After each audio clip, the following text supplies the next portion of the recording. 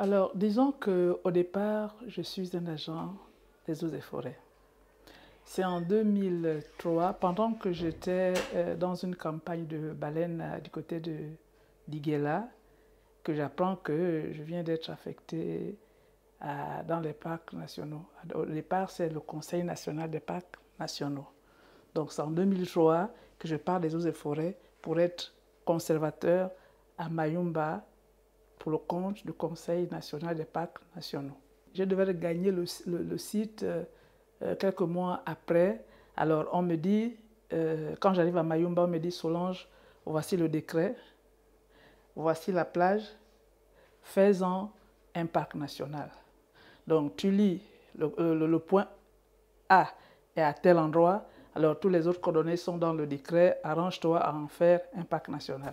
Donc on avait la mission de sortir de cet état de statut banal, d'un endroit où tout le monde pouvait aller pêcher, tout le monde pouvait aller mener des activités pour en faire une aire protégée. On a pu faire du parc national de Mayumba un complexe transfrontalier Mayumba-Konkwati, parce qu'il faut dire que juste après le parc national de Mayumba, il y a le parc de Konkwati-Douli. Et lorsque nous allions en mission, on avait du mal à mettre la main sur les sujets congolais. Il suffisait qu'ils sortaient de la frontière gabonaise pour se dire que tout ce que vous nous reprochez devient nul. Donc il a été question d'en faire un complexe. C'est-à-dire que tu sois au Gabon, que tu sois au Congo, lorsque tu enfreins à la règle, lorsque tu enfreins à la loi, tu es passible d'amende ou de condamnation. Donc ce fut vraiment pour moi un résultat palpable. L'une de nos missions était, les principales, la lutte contre la pêche illégale. En plus de la pollution, le braconnage et autres.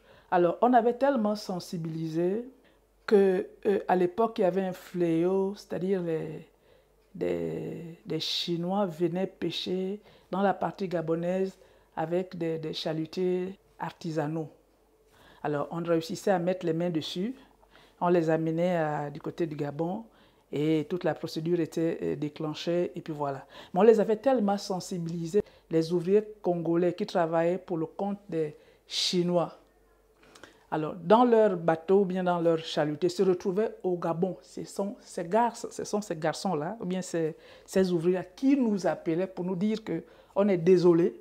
Oui, ça c'est vraiment pour ne pas vous imaginer. On est désolé, mais on est en train de pêcher dans les eaux gabonaises.